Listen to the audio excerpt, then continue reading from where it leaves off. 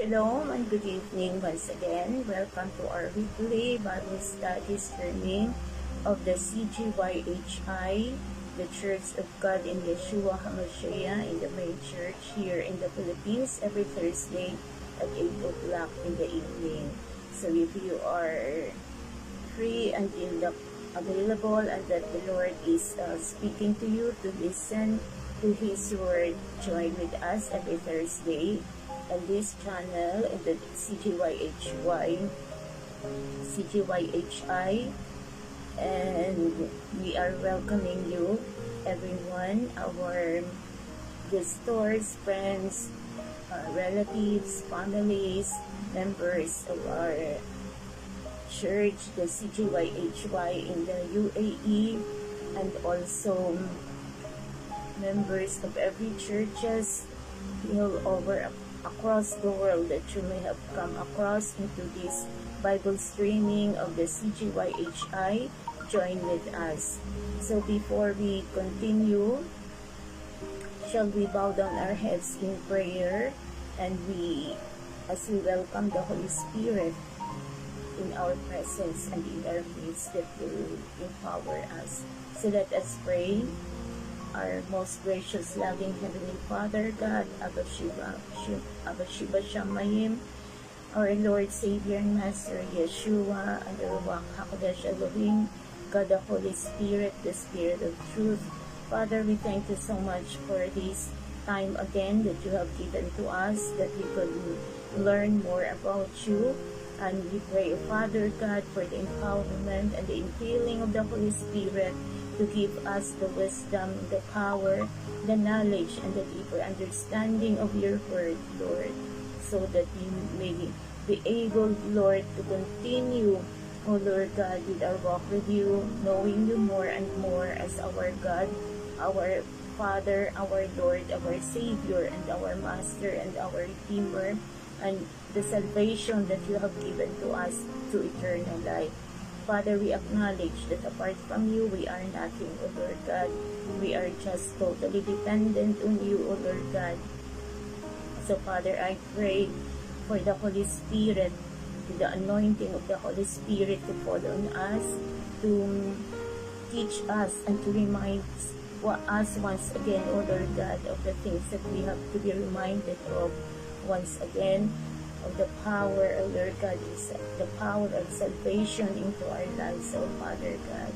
And Father, as we continue, oh Lord God, with our faith, knowing you, Lord, and trusting you as our God, our Father, our Lord, Savior, and Master, Lord, I pray that everything, Lord, that you have spoken through your word, the Holy Bible, Lord, it will always be our light and our lamp, and it will always guide us in our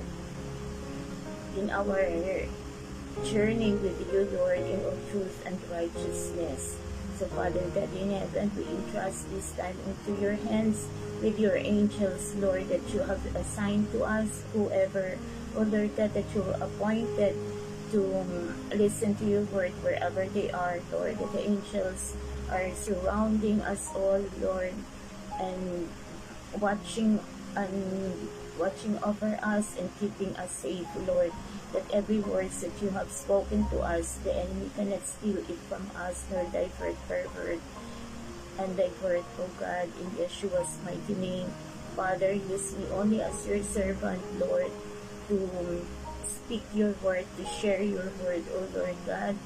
And I pray, Father God, that you will anoint me, and the power of the blood of the Lord Yeshua HaMashiach, His redeeming blood, to cover me, Lord, that I will be able, O Lord God, to do your will, O Lord God, in sharing your word to all those that are hunger and thirst for you and your word. Father, I entrust everything into your hands, O God, and I now ask for the Holy Spirit to empower us, to fill us, and be in our needs, and He will be our teacher. thank you, Lord. I thank you for your forgiveness, Lord, for every sins that we have committed against you, from the crown of our head to the sole of our feet, and even our emotions, every negative emotions, every negative thoughts, impure thoughts and clean thoughts that may be in our minds, Lord God, Lord, will be removed from us, that you have washed, cleansed us, and sanctified us as you have forgiven us, Lord. And also we forgive those who have sinned against us, and empty our hearts, empty our minds, O Lord God, from every sin, that not even a stain remains, so that we would be able to receive your word with joy, with gladness, Lord, and applying it into our daily lives. In Yeshua's mighty name, Father, we thank you and we praise you. We give you the highest praise and adoration that only belongs to you, for you alone, O God, is our God, and we deserve. In the most holy, mighty, and powerful name of our living Savior, Yeshua HaMashiach, I pray. Amen, amen, and amen.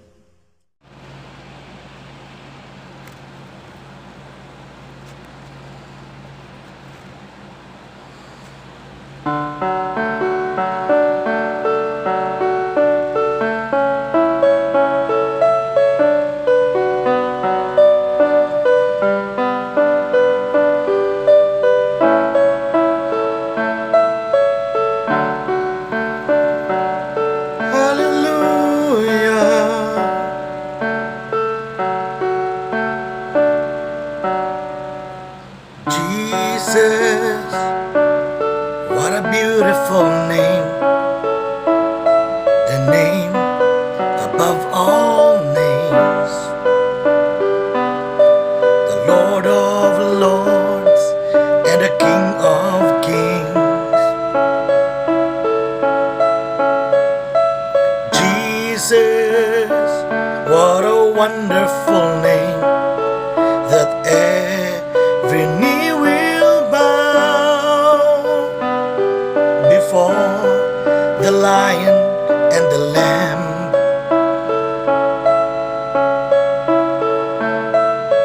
Jesus, what a powerful name, that heals a broken hearted, the name that set us free.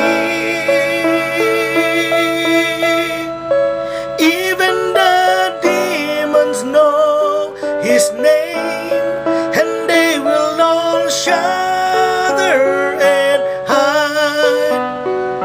For Jesus is the Savior of the world. Even the thunder and the storm, they will obey in his commands. There is no other name than the name of Jesus. Hallelujah. Even the demons know his name, and they will all shudder and hide.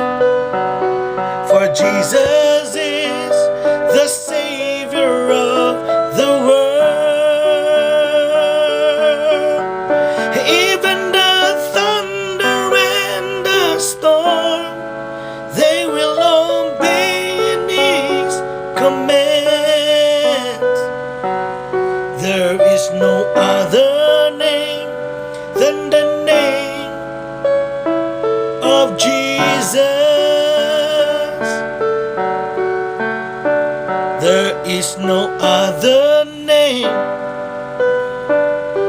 than the name of Jesus.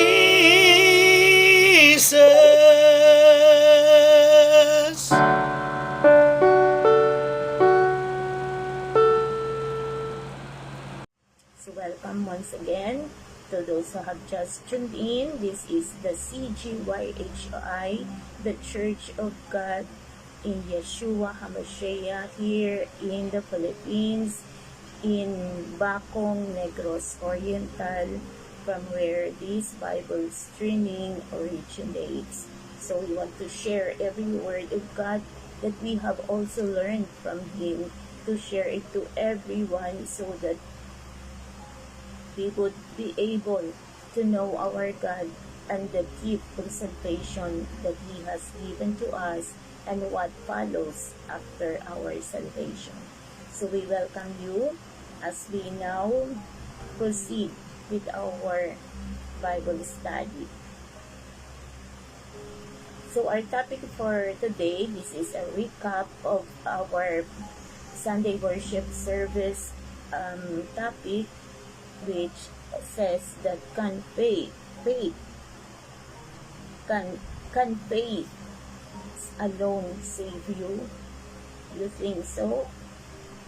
And if you don't think so, we will find it out. Okay? So our scriptural verse is taken from the book of James, chapter 2, verses 14 to 26. If you have your Bible with me, you can read it along with me. As we now read James chapter 2, verses 14 to 26. And the Holy Spirit, bless your holy word. Holy Spirit, fall on us now. Holy Spirit, fall on us now. Holy Spirit, fall on us and fill us now with your power, with your wisdom. In the mighty name of Yeshua. And James chapter 2, verses 14 to 26. What does it profit, my brethren, if someone says he has faith, but does not have works? Can faith save him?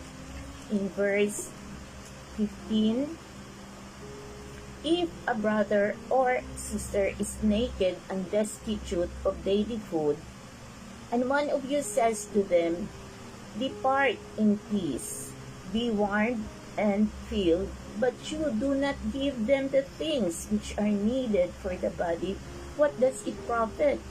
In verse 17, thus also faith by itself, if it does not have works, is dead. But someone will say, you have faith and I have works. Show me your faith without your works, and I will show you my faith by my works. In verse 19, you believe that there is one God. You do well. Even the demons believe and tremble. But do you want to know, O foolish man, that faith without works is dead?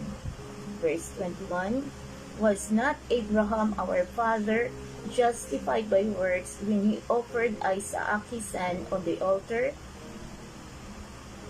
Verse 22, do you see that faith was working together with his works, and by works faith was made perfect?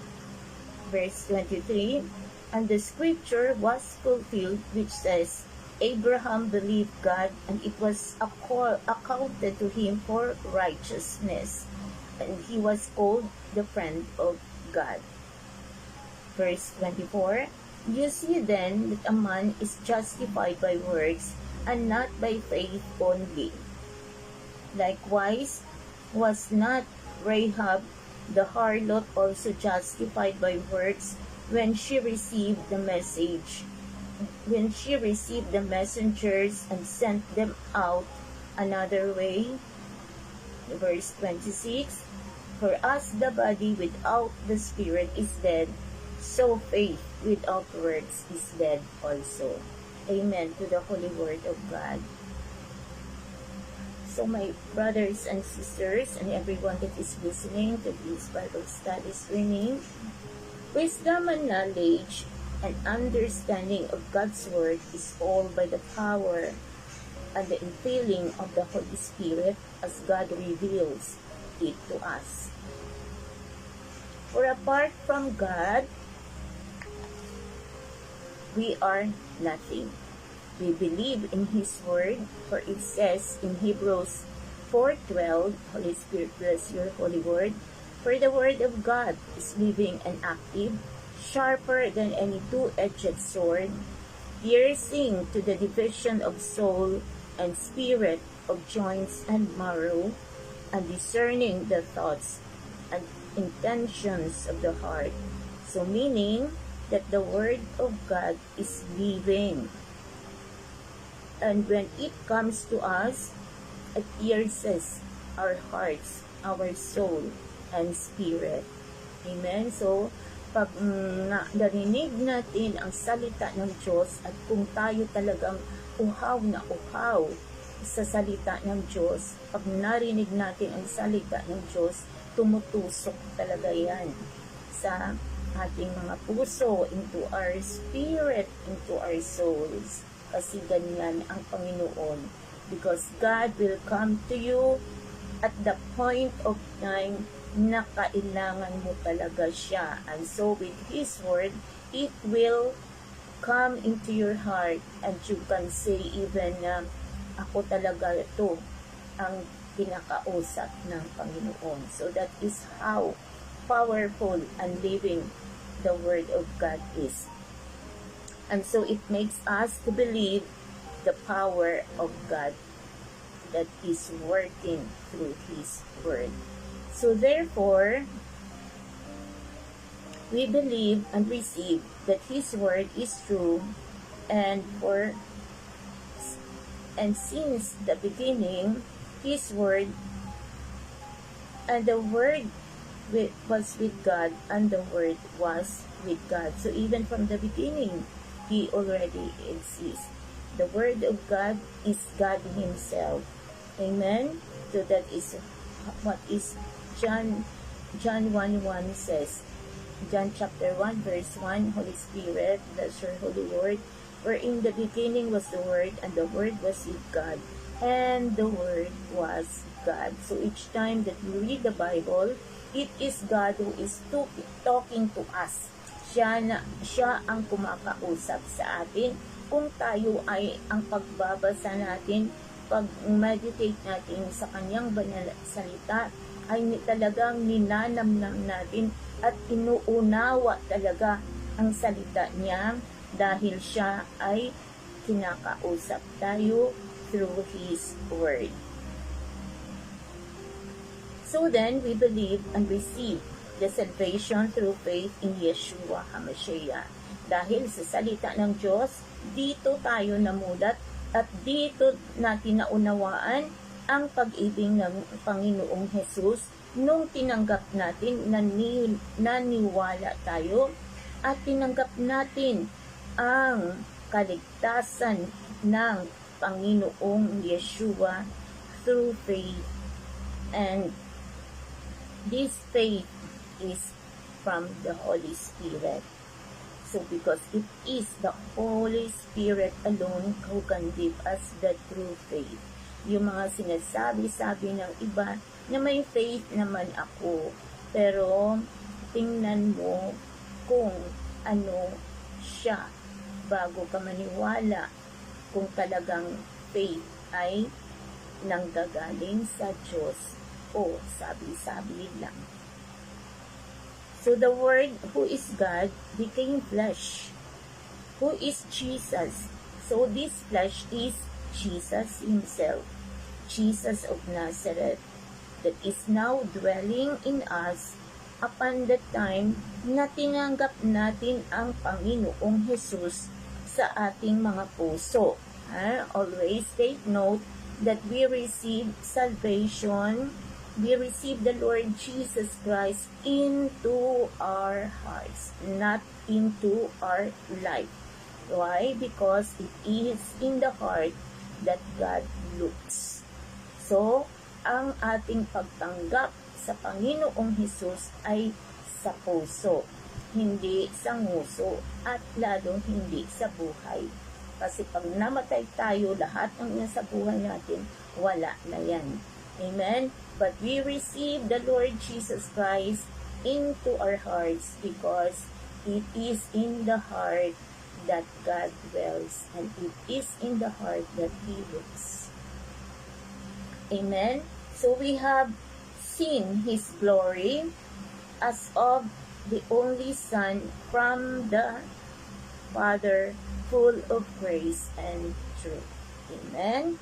So tinanggap natin ang Panginoong Hesus at nakita natin ang kalwalhatian ng Diyos natin na Ama sa pamamagitan ng kanyang anak na si Jesus, at nakita natin ang katotohanan at ang grasya ng Diyos sa atin, na kahit tayo ay makasalanan, tayo pa rin ay minahal ng Diyos, pinili at binigyan ng kaligtasan. Amen? Dahil alam natin na ang kabayaran ng kasalanan ay kamatayan, which is the second death. So in John 1:14, Holy Spirit bless your holy word, and the word became flesh and dwelt in us, and we have seen his glory as of the only Son from the Father, full of grace and truth. So doon natin yung makikita na lahat ng mga sinasabi namin ay nasa salita ng Diyos at hindi lamang sa aming kaalaman o sa aming pagkaunawa, because this is what God gave to us through His Word. And through His Word also we share to you the knowledge and the understanding of who God is and His salvation for all mankind. So, why am I reiterating this? Bakit ba sinasabi ko uli ito ang salvation? Because ito yung pinanghahawakan natin. Kasi dahil dito natin maunawaan kung can faith alone save us. So dito natin maintindihan at maunawahan ang salvation na ipinagkaloob sa atin ng Diyos, at kung ano ang dapat natin gagawin after that we have received the salvation of God. So as God's people, we only have to believe in His Word. Amen? Wala tayong gagawin na kundi pagkatiwalaan, maniwala, at manampalataya, at manalig lamang sa ating Diyos, dahil ito ang kanyang salita at ito ay katotohanan. Dahil anong sabi ng Panginoon? Jesus said, I am the way, the truth, and the life. No man comes to the Father except through Him.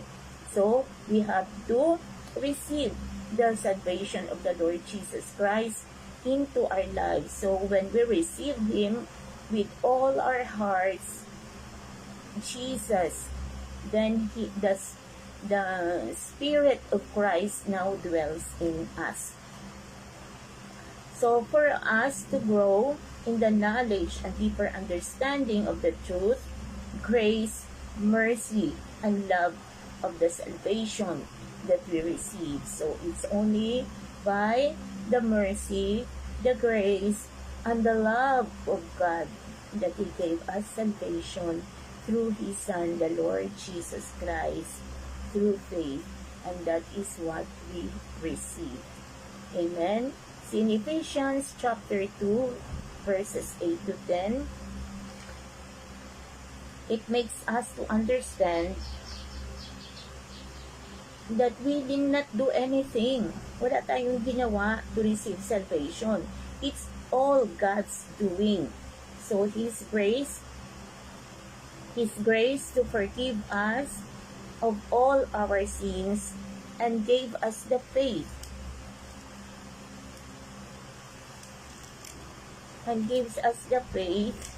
to believe in Him, that He alone can save us. Amen? So wala nang iba ang makakapagbigay sa atin ng kaligtasan, hindi ang ating mga gawa. Amen? So sinabi yan ng Panginoon. So basahin natin sa Ephesians chapter 2 verses 8 to 10. Holy Spirit, bless your holy word. For by grace you have been saved through faith, and that not of yourselves, it is the gift of God, not of works, lest anyone should boast. For we are His workmanship, created in Christ Jesus for good works. Tandaan, for good works which God prepared beforehand that we should walk in them. So, nung tinanggap natin ang ating Panginoong Jesus sa ating mga puso, it is only by the grace of God. Amen? Through faith of the Holy Spirit. And hindi yun sa ating sariling kakayahan at hindi rin yun sa mga gawa natin. At kung yun sa gawa, ipagmamalaki na ako ay nagbibigay ng ng alms, ako ay nagbibigay, tumutulong, nagdo-donate sa simbahan, at kung ano pang mga ginagawa. This is not salvation. Amen? Because salvation is only by the grace of God and the faith of the Holy Spirit. And this is not of anything of us that we did, but it is more all of God's doing in our lives because of His love, His mercy, and His compassion and His grace to us. Naawa, nahabag ang Diyos sa atin dahil kung hindi tayo ay hindi binigay sa atin ng Diyos na Ama ang kanyang bugtong anak, ang ating patutunguhan ay lumiliyab at lumalagablab na apoy ng dagat-dagatang impyerno. Amen? That is what is called the eternal death. That is in Romans chapter 6:23. So, nung tayo ay tinanggap na natin sa puso natin ang ating Panginoong Jesus, then dito na nag-umpisa ang tinatawag na works. Amen?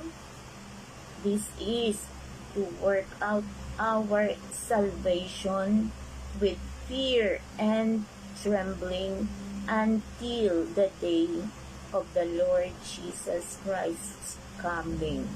Ito ay panatilihin natin at i-maintain natin hanggang sa pagbabalik ng ating Panginoong Jesus para tayo ay ma-rapture, and then the judgment day also will come. Kaya kailangan natin kapakatandaan na kailangan natin maunawaan kung ang faith lang ba ang pwedeng makapagligtas sa atin. Amen? So as we continue now only the good works begun, which has already been prepared for us. Ito ay na ginawa na ng Panginoon. Jesus has did all the examples, all that He did while He was here on earth. Ipinakita niya na ang lahat ng mga dapat gawin dahil alam na ng Panginoon na pag bumalik na siya sa kanyang trono ay kailangan natin panatilihin ang ating kaligtasan hanggang sa muli niyang pagbabalik. So nakahanda na lahat, at kung ano yung mga good works na sinasabi ng Bible, ang sabi ng Panginoon, kung intindihin natin ang mas mabuti, now only begins the good works which God has already prepared beforehand, as God's children should walk in them. So saan natin yung makikita? Sa Ephesians chapter 2 verse 10. So yun ang good works natin only after that we have received the salvation of the Lord Jesus Christ. Amen? But our salvation does not end in faith, although we receive it by faith, but it is not only that after we receive, we say that we are already saved by faith. But always remember that salvation is to be worked out with fear and trembling. Kasi kailangan natin panatilihin, kailangan natin i-maintain ang ating salvation na ginawa ng Panginoong Jesus once and only, na ginawa ng Panginoon through His sacrifices, through His death, through the crucifixion, and through His resurrection, so that we will pass on from death to life. And so with His resurrection, we came alive with the Lord Jesus Christ when we received Him as our Lord, Savior, and Master. So let's read in the book of James chapter 2 verse 26. Holy Spirit, bless your holy word. This is part of our scriptural reading. So for us, the body apart from the spirit is dead, so also faith apart from works is dead. So our salvation does not end only in faith alone. It is followed by good works. So ang example dito na ibinigay ng ating Diyos ay through Abraham. So how we would apply this into our lives as believers of the Lord Jesus Christ, as children of God. So paano natin ngayon i-apply ito na ang salvation pala ay it's not only by faith alone, but it is also by good works. So Abraham was justified because of his faith and works when he believed and trusted God. When God commanded him to offer his son Isaac, he obeyed. So it is by obedience. Amen. And good works is now through obedience in the Lord Jesus Christ, into our Father, into the Holy Spirit, that we have to obey God's word so that we will not, kasi kung faith alone lang, then ano ang gagawin natin? Wala na tayong gagawin kasi faith alone lang pala eh. But we have to work out our salvation, sabi ng Bible. Yun ang ating mga previous na mga topics, no? So we have to work out our salvation para panatilihan natin that we have to maintain our salvation until the coming day of the Lord Yeshua. So when we say works, works is an action. So, and works, it says in the Bible that it is a continuing action until we reach into the eternal end when the Lord Jesus Christ comes. So panatilihin natin. So ano ang sinabi pa? Abraham believed God. When he obeyed, he acted out on whom he believed, and that is faith. So naniwala si Abraham that God is God, and he was the one commanding him to offer Isaac. So anong ginawa niya? He acted out to whom he believed. He believed on God. So ang utos ng Panginoon, ginawa niya. He acted out on it. So that is work. So he believed, and that is faith. So naniwala siya na totoo at nanalig siya na ang Diyos talaga ang kanyang sundin. So, and that is counted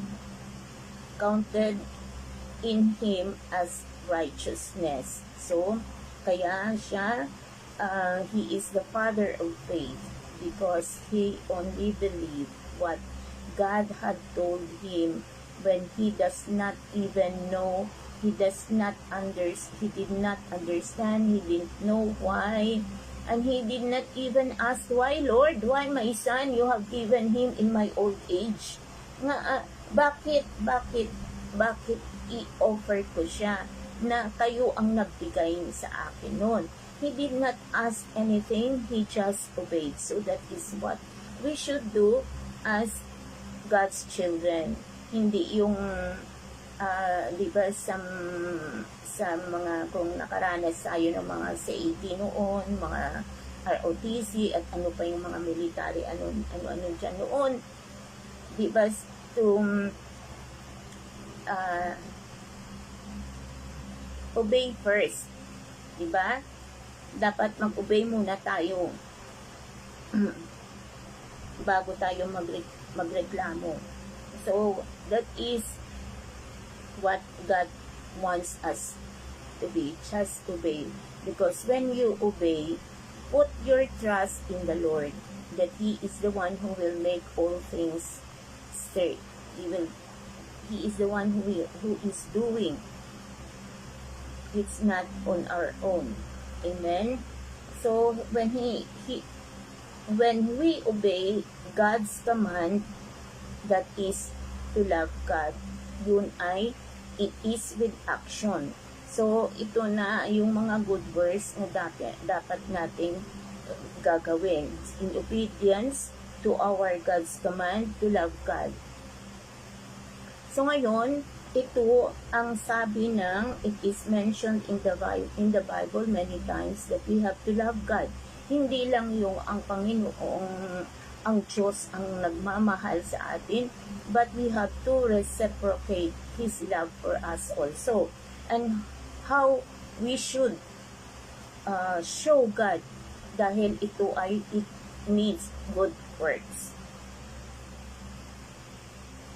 So when we acted out on or obedience to God by showing Him our wholehearted devotion to Him, amen, doing what is right and pleasing to Him, dahil ito ang kailangan natin, hindi lang yung tayo na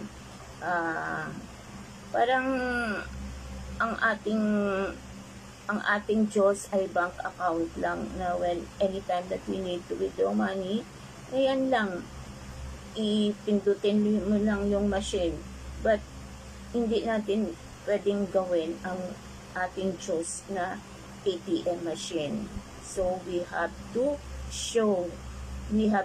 let God know that we truly love Him. Amen? Kailangan nating ipakita sa ating Diyos na mahal natin siya through the good works that we should do, because He already prepared it for us to walk in them.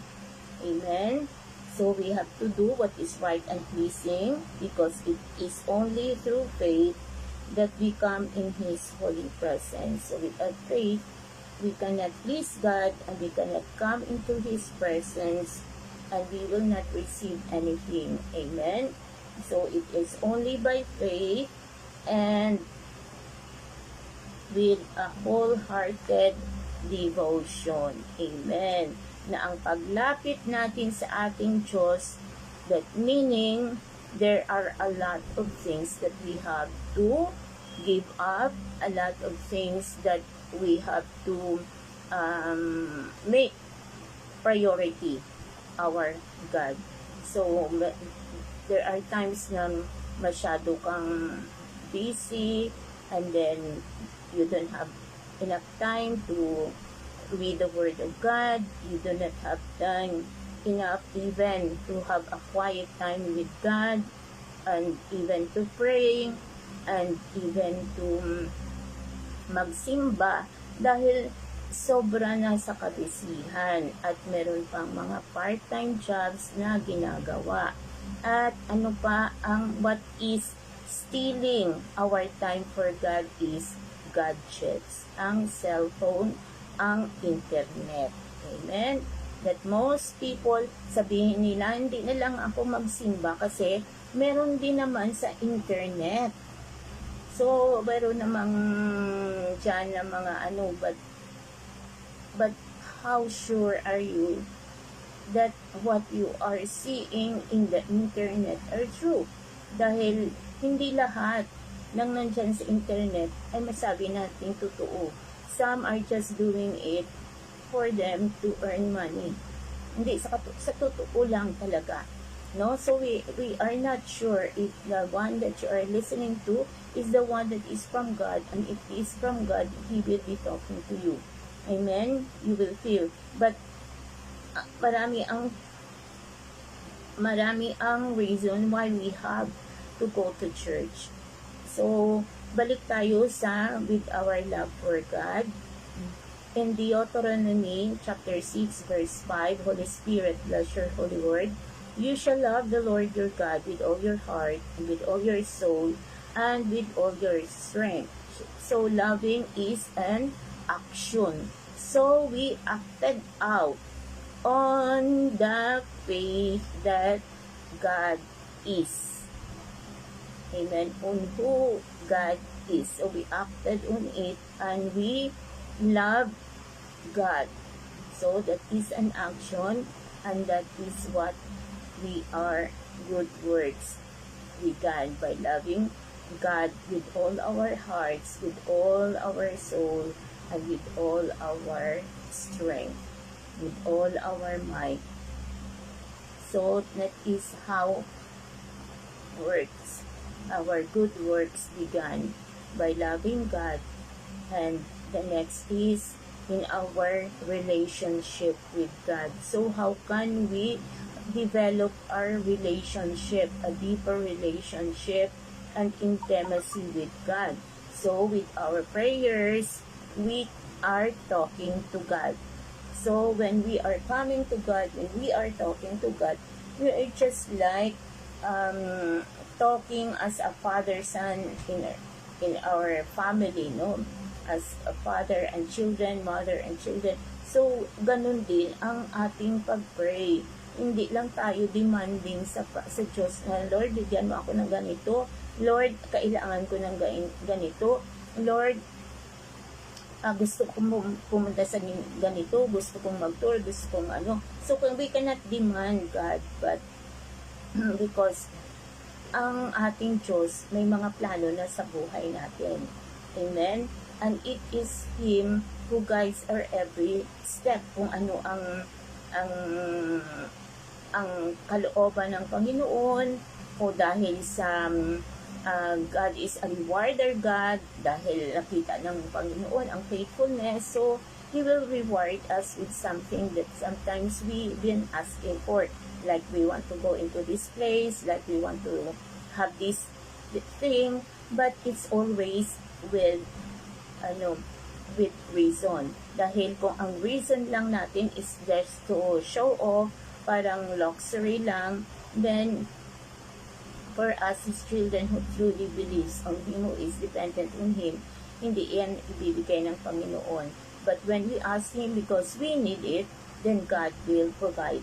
Amen? So in our prayers, in the 1 Thessalonians chapter 5 verse 17, the Lord says, pray without ceasing. So this is another command, and this is with action. So it is also another word for us to do, that we should pray without ceasing. So ito yung mga sinasabi ng good works. Bakit kailangan nating mag-pray without ceasing? And I will read to you another verse in the Bible which says, Colossians chapter 4 verse 2, Holy Spirit, bless your holy word. Devote yourselves to praying, being watchful and thankful. So, ito yung mga kailangan nating mga gagawin. So, that means that our salvation is with action now. And it is what faith works. Because we have already the faith, so we believe that our faith now is working. Amen? So because we have to spend more time with God in our daily devotion, in reading His Word, and in our prayers. Amen? Because in our prayers, we are asking God for His blessings. We are asking God for His provisions. We are asking God for healing. We are asking God for His protection in our everyday lives, wherever we go, wherever we are, that we should always be protected. And what still that we are protected from the enemies. Amen? So, kailangan talaga natin, if we go back into the Lord's Prayer, Our Father who art in heaven, hallowed be your name. Your kingdom come, your will be done on earth as it is in heaven. Give us this day our daily bread, and forgive us our sins, as we forgive those who sin against us. And lead us not into temptation, but deliver us from the evil one. Amen. For thine is the glory, the kingdom, the power. So, ganun ang bakit kailangan nating mag-pray so that we will not succumb into temptations, na hindi tayo matempt.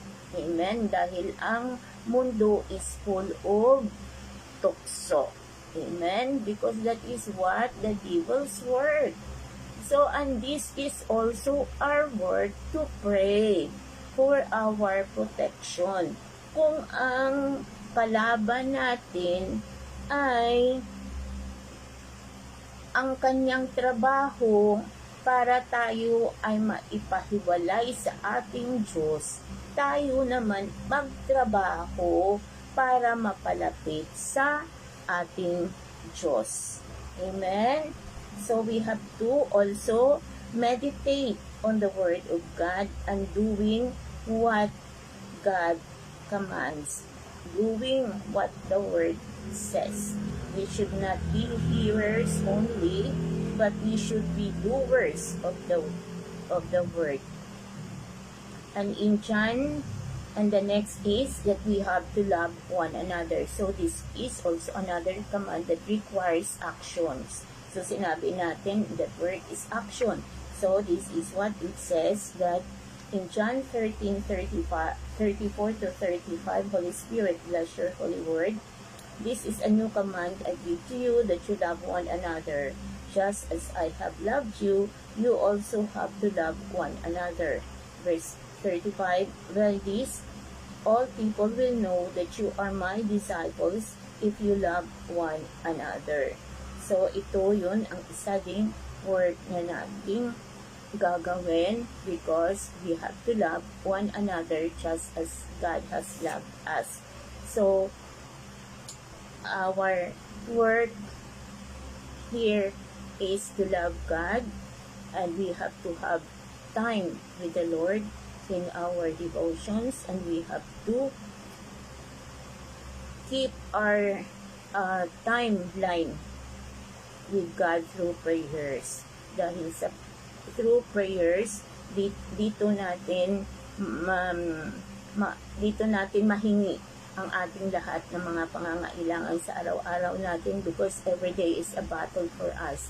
So we have to stand strong through our prayers, through the Word of God that is in our hearts, and that is our weapon. So we can declare the weapons of the Lord that has given to us. So another work of faith is when we heed to the Holy Spirit's leading in our lives. So, isa pa as the work of faith is that we have to heed. Kailangan pakinggan natin ang banal na Espiritu, dahil siya ang naggagabay sa atin na tayo ay makapamuhay ng maayos, victorious, na napagtagumpayan natin lahat ng mga nangyayari sa buhay natin through all the temptations. Amen? Through all na bigla kang magagalit, na hindi mo muna intindihin at unawain kung ano yung dapat mong i-react. Nagalit ka na kaagad. So that is the outburst of anger. So meron din, so ano pang nangyari sa iyo pag bigla kang nagalit, na high blood ka, ikaw pa rin, sa iyo pa rin babalik. High blood ka, di tumaas ang blood pressure mo, nadala ka pa ngayon sa ospital. But if you stay calm at unawain mo muna kung ano ang sitwasyon bago ka mag-react. So, walang problema na mangyayari pa. Kung minsan, nagkaaway-away pa, nagkagulo. Amen? dahil sa mga ganyan. So ano pa? That we have to, with the leading of the Holy Spirit in our lives, we kept ourselves away from sin. Amen? Dahil sa ating pananampalataya sa Panginoon, tayo ay sumunod sa leading ng Holy Spirit. Through the Word of God, connect lahat ang mga ito. Through our devotion with God, through our prayers, through the reading of His Word, through His commands, connect lang ang lahat ng ito. So, in Galatians chapter 5, verse 16 to 21, Holy Spirit, bless your holy word. Keep away from sin, keeping up in faith, that we should run. We run to our, doon tayo lang, tatakbo kaagad tayo sa the faith that we have, so that we can work out kung ano ang ating gagawin para natin mapagtagumpayan ang mga tukso o ano man ang mga dapat natin na kailangang iwasan. So in Galatians chapter 5 verses 16 to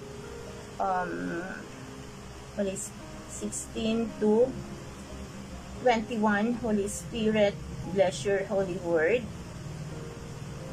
I say then, walk in the Spirit, and you shall not fulfill the lust of the flesh. For the flesh lusts against the Spirit, and the Spirit against the flesh. And these are contrary to one another, so that you do not do the things that you wish. But if you are led by the Spirit, you are not under the law. Now the works of the flesh are evident, which are adultery. So this is action also. This is the work of the enemy. So fornication, uncleanness, lewdness, idolatry, sorcery, hatred, contentions, jealousies, outbursts of wrath, selfish ambitions, dissensions, heresies, envy, murders, drunkenness, revelries, and the like, of which I tell you beforehand, just as I also told you in time past, that those who practice, pag sinabi mong practice, means you are doing it. So, it's the work of the enemy. Amen? Such things will not inherit the kingdom of God. So, these are the sins that lead to death. If you continue to do it, if you will not confess it before God and ask God to remove you from all these sinful acts, then it will lamunin ka talaga, no, ng kaaway. So that is why our faith should work, that we should avoid all these things that are not right and pleasing before God, which only bring us to downfall. Amen? Tayo ay babagsak. So, hindi yan sinabi ng Panginoon na yung past sin mo, your present sins, and your future sins, it is already covered. It is already forgiven. Hindi pwedeng mangyayari yan. Why? Because no one can enter into the heavenly, holy kingdom of God. The presence of a holy God. No sin can ever enter. So, kung ikaw tumanggap na sa Panginoon, na save ka, but then you continue to sin, and then bigla kang namatay, can you still be saved? Hindi. Amen? But while you are still alive, you have to keep away from sin, and if ever makasala tayo unconsciously, hindi sinasadya, hindi intentional, na nagkamali ka lang, then right there and then, ask for God's forgiveness. Amen? And return back to God. So that is what it means. Nga, that is our faith, that if we confess our sins, then God is faithful to forgive us. So that is how our faith works. Amen? Naintindihan ba natin kung anong ibig sabihin ng ito? So in Jesus, we have, if we are able to continue with our lives walking in the Lord Jesus Christ, maintaining our righteousness before Him, then we can say that we are saved with our faith because we follow what the Lord commands us and we have worked out our salvation. Amen? Into the holiness of God. So another work of faith is making disciples.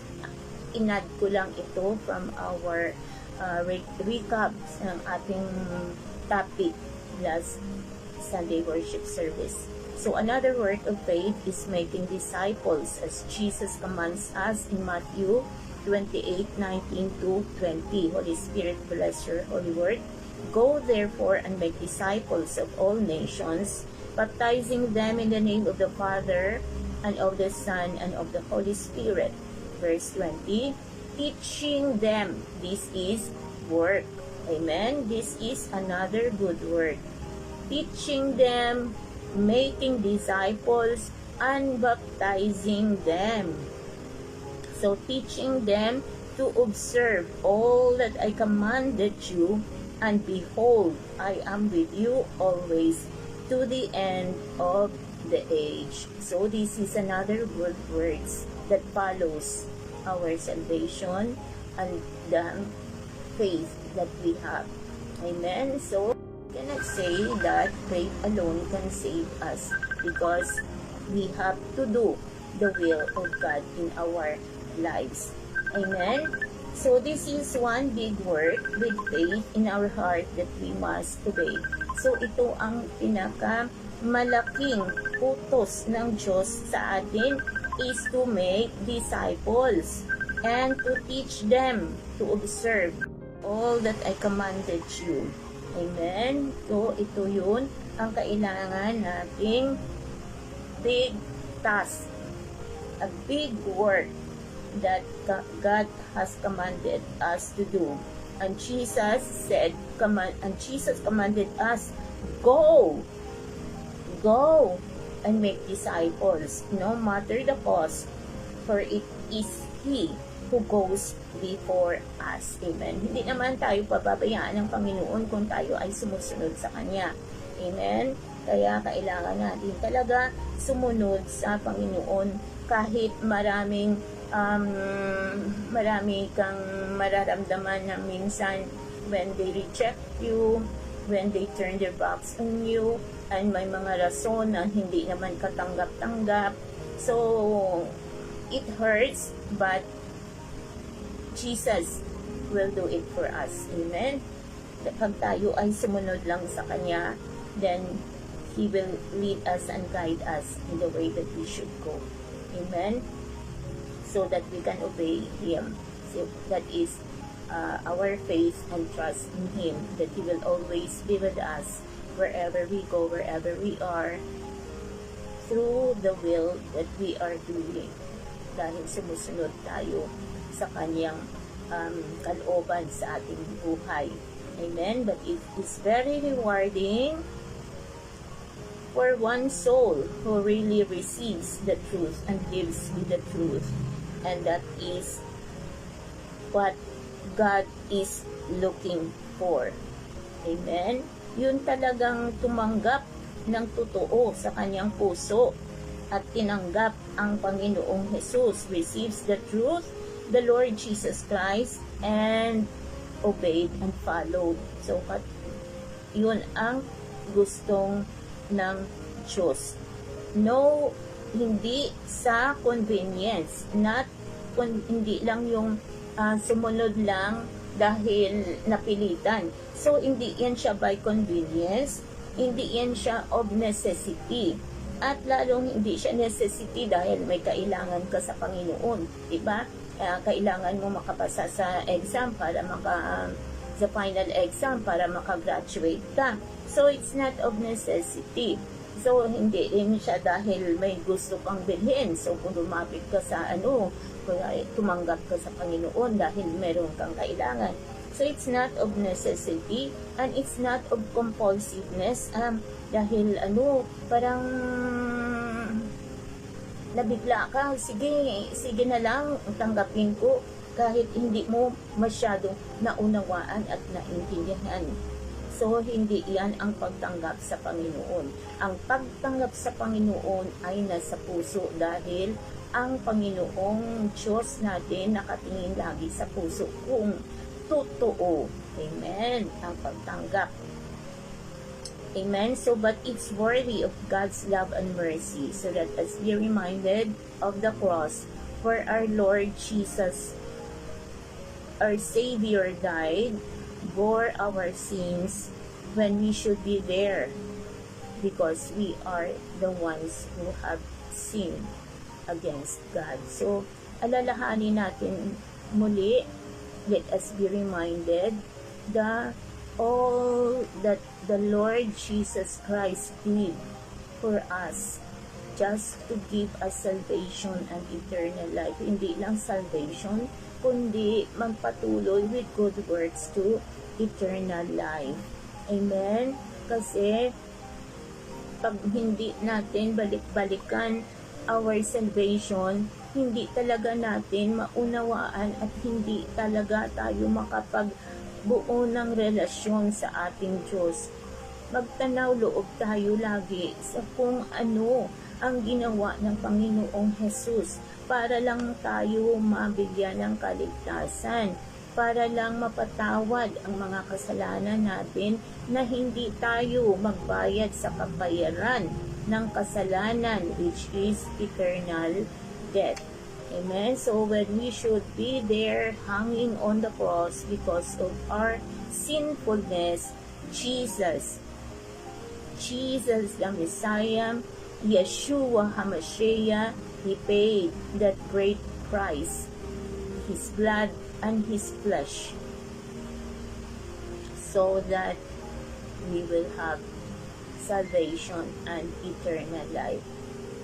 So, if you still cannot feel it, kung hindi mo pa rin hanggang ngayon maramdaman ang pag-ibig ng Panginoong Jesus, bow down before Him, cry out to Him, ask for His forgiveness, and ask for God's wisdom na maintindihan o maunawaan mo lahat all that He did on the cross for your salvation and eternal life. So right now, I declare the power of the Holy Spirit who convicts the world of sin and of righteousness and of judgment be upon everyone that God has appointed to receive in Yeshua's mighty name. So, let's read in the book of John, chapter 16, verse 8. Holy Spirit, bless your holy word.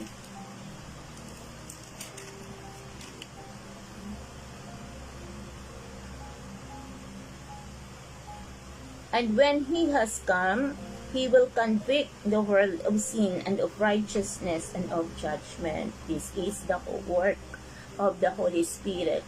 So, kung ang banal na Espiritu who is working now in our faith so that we would be able to do good works until the end, because we will face judgment later when the Lord Jesus comes. Amen.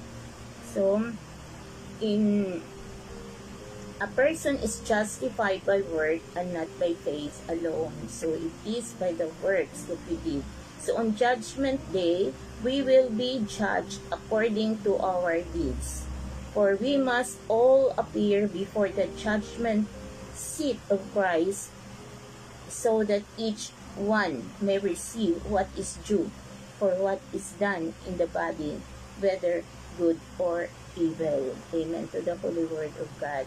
So this is very important, mga kapatid.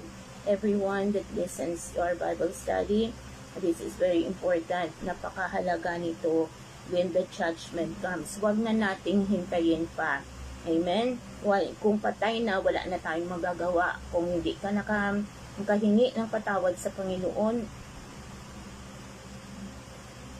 at hindi ka bumalik sa Panginoon na ikaw ay nagpatuloy sa kasalanan, hindi ka nakabalik. So now, this is the time where you are still alive, we are still alive, we are still in our body. We have to do good works. We have to repent from every sins that we have committed against God, receive Him into our hearts, and have a relationship with Him. And we will do what God wants us to do as His people, as His children, and as His servants. Because we must all appear before the judgment day of the Lord Jesus Christ, so that each one may receive what is due for what is done in the body, whether good or evil. So we will be judged according to our deeds. Amen. Kung ano mga ginawa natin dito sa mundo, it is written, all written in the book of remembrance, so that when judgment day comes, ipapakita lahat ang mga ginawa while we are still here on earth. Amen to the holy word of God. This is the word of God for us today. I pray that all these words of God has enlightened us and brings impact into our lives, and we have to understand and apply it in our daily lives, that we are not here to, as a child of God, is only to sit in the during the worship service and then go out doing nothing. So we are here because God has a purpose for us. Amen. And we are here to do the works that God has commanded us and has prepared us to do and to walk in them now and forevermore. So let us now close our Bible study with a closing prayer. Let us bow down before God. Our Heavenly Father God, Abba Sheba Shamayim, Father God in heaven, we thank you, Lord, for your word for us today, Lord, as a recap, O God, of our topic, Lord, in our worship service, that making us to know the truth, O Lord God, if really only faith can save us, but we believe, Lord, that your word says, Lord, that we have to have faith with works. So Father God in heaven, thank you so much, Lord, for making it all clear to us, O Lord God, and we have to obey your words, Lord, for you are our God, and this is for our salvation to eternal life. So Father God in heaven, we pray for your continuing grace and mercy and love for us, with the power of the Holy Spirit to walk, Lord, according to your will and purpose in our lives, and also, Lord, a faith that works, and to work out our salvation with fear and trembling. Father God in heaven, we acknowledge that apart from you, we cannot do anything. We always ask for the Holy Spirit's guidance into our lives, that our every step always be guided by you, and let your word always be in our hearts, and always, Lord, to pray unceasingly and fervently, O Lord God, for only you, Lord, can help us in our times of difficulties, O Lord God, in this time of war, O Lord God, in the Middle East, that affects the economy, O Lord God, of the whole world, O God. Lord, apart from you, Lord, we cannot do anything, Lord, dahil it goes beyond our means, O Lord God, na hindi talaga wala kaming magagawa, Panginoon, kundi ang lumapit na lamang sa iyo, Panginoong Diyos namin, at humingi ng inyong tulong, O Lord God, for you are a God, Lord, who provides. You are a God of mercy, Lord, and you are not a God of economic crisis, because you said, Lord, you will provide, and you will always, Lord, supply all our needs according to riches and glory through Christ Jesus our Lord. So, Father, we believe in you. We pray for the protection of all our brothers and sisters, Lord, in these Middle East countries, O Lord God, that is been affected, O Lord God, by the war. Continue to protect them, cover them with your precious redeeming blood, and your mantle of protection to be upon them, O Lord God, and your angels always to surround them. Father God in heaven, we pray, O Lord God, that you will continue to provide us, O Lord God, and continue to supply us, O Lord God, with all our needs, Lord, through sa mga oil that we need, O Lord God, mga gasolines, Lord God, that we need in our everyday na pangangailangan in our travel, in our cooking, and everything, Lord, that we pray, O Father God, that we will not lack any good thing, just as you promised to us, Lord. We hold on to the faith that we have, with faith, O Lord God, that you are our God, who will never leave us nor forsake us. Father, continue to bless us all, guard us all, and continue to protect us, and let your healing and your deliverance always be upon us, O Lord, so that we can walk with you in all truth and righteousness, and we would be able, Lord God, to do your will in our lives, O Lord God, as your children who keeps your word, who keeps the faith in us with good works. Father God, we acknowledge, Lord, that apart from you, Lord, wala talaga kaming magagawa. Wala kaming kakayahan, Panginoon. But because of you, Lord, we are able, O Lord God, to do your will and your purpose in our lives, O Lord God, to give glory and honor and praise to your holy name, the name that is above all name, Yeshua HaMashiach, the King of Kings and the Lord of Lords, to our great God and the Ruach HaKodesh Elohim, who is our constant companion, our Holy Spirit, who walks with us, who lives in us, who dwells in us, who guides us, so that we can continue, O Lord God, with truth and righteousness. This all we ask and pray in the most precious, loving Heavenly Father God, and in the name of our Lord Yeshua HaMashiach, and with the power of the Holy Spirit, I'll give you back all the praises, the glory, the honor, the praises, and thanksgiving that only belongs to you, for you deserve it. In the mighty name of the Lord Yeshua HaMashiach, I pray. Amen, amen, and amen. God bless everyone. And till the next Bible study of the CGYHI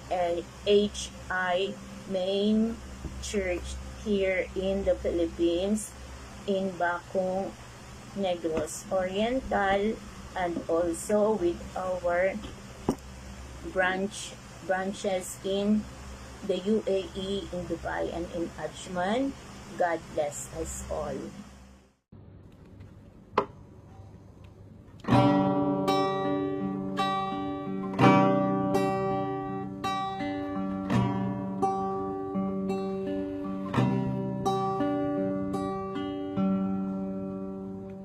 O Diyos, sa kabutihan mo, naririto ako upang magpuri sa iyo.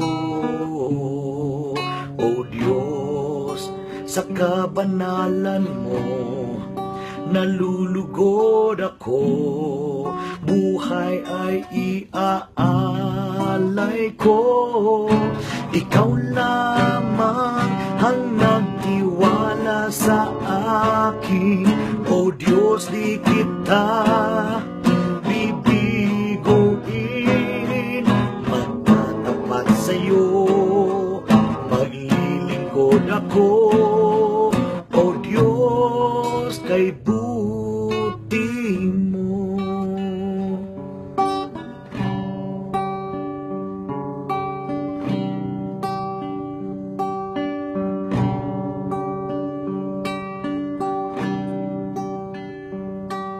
O Diyos, sa kabutihan mo, ako'y naririto upang magpuri sa iyo. O Diyos, sa kabanalan mo, nalulugod ako. Buhay ay iaalay ko. Ikaw lamang ang nagtiwala sa akin. O Diyos, di kita bibiguin. Magtatapat sa'yo, maglilingkod ako. O Diyos, kay buti mo. Ikaw lamang ang nagtiwala sa akin. O Diyos, di kita bibiguin. Magtatapat sa'yo, maglilingkod ako. O Diyos, kay buti mo.